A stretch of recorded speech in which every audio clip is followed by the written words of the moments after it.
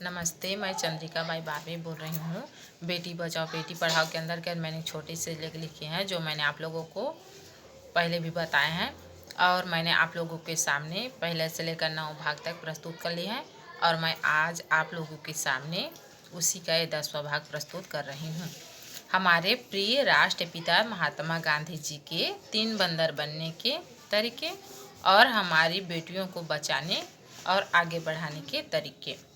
आप लोगों को याद होगा कि हमारे राष्ट्रपिता महात्मा गांधी जी ने क्या कहा था कि बुरा मत देखो, बुरा मत सुनो, बुरा मत कहो। लेकिन आजकल हमारे देश में सब उल्टा चल रहा है।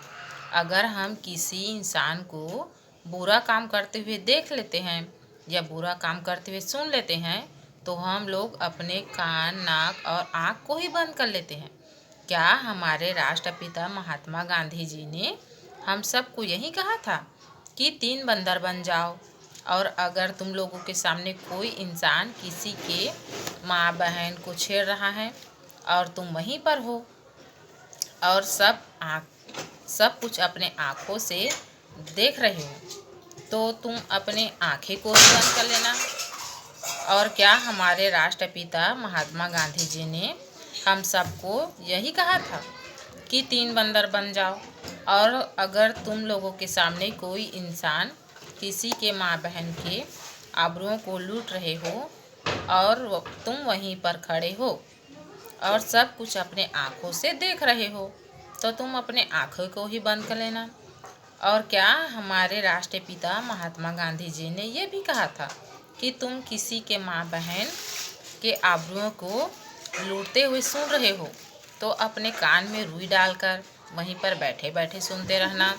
और क्या हमारे राष्ट्रपिता महात्मा गांधी जी ने ये भी कहा था कि सब लोग बुरा करते रहो और अगर कोई बुरा करे तो आँख में देखने और कान में सुनने के बावजूद भी उसे रोकना मत और सदा अपने कान, आँख, मुंह को बंद करके चलते रहना।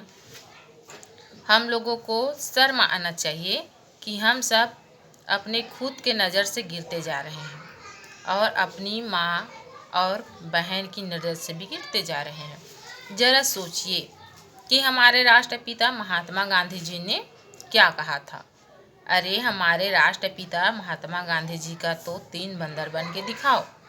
हमारे राष्ट्रपिता महात्मा गांधी जी का तो कुछ इज्जत करो कि उन्होंने ऐसा क्यों कहा था।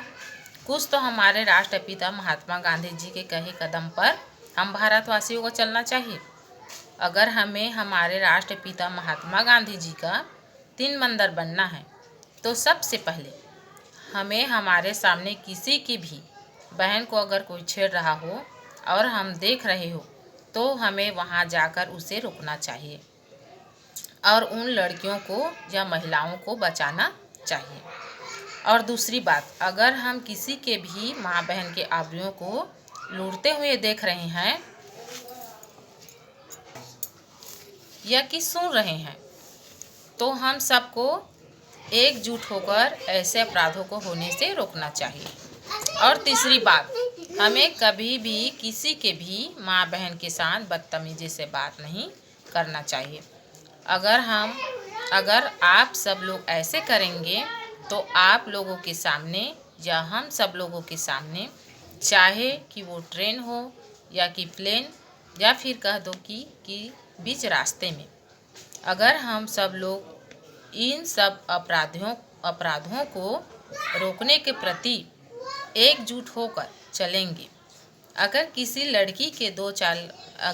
लड़की को 2-4 लड़के बीच रास्ते में या ट्रेन में या फिर किसी प्लेन में छेड़खानी कर रहा है तो हम लोग वहीं पर लड़कियों के पास जाकर हमें उनकी मदद करना होगा।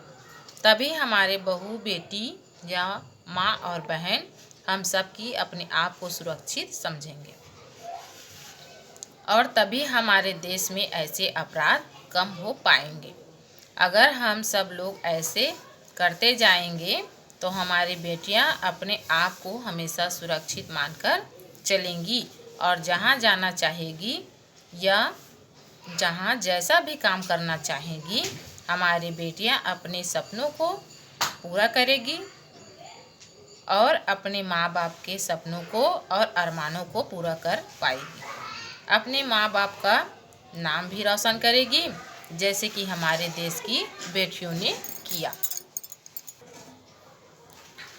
हमारे भारत देश की प्रथम आईपीएस महिला किरण बेदी जी। हमारे भारत देश की नोबेल पुरस्कार से सम्मानित प्रथम भारतीय महिला थी मदर टेरेसा जी। हमारे भारत देश की भारतीय वायुसेना की प्रथम महिला पायलट थी हरिता कौर देओल जी। हमारे भारत देश की सबसे प्रखर बुद्धि की महिला मानव कंप्यूटर थी शकुंतला देवी जी। हमारे भारत देश की प्रथम भारतीय महिला प्रधानमंत्री थी श्रीमती इंदिरा गांधी जी। हमारे भारत देश की प्रथम भारतीय महिला मंत्री थी राजकुमारी अमृत कौर जी। हमारे भारत देश की प्रथम भारतीय महिला मुख्यमंत्री थी सुचेता कृपलानी जी, उत्तर प्रदेश। हमारे भारत देश की प्रथम भारतीय महिला राज्यपाल थी सरोजिनी नायडू जी, उत्तर प्रदेश।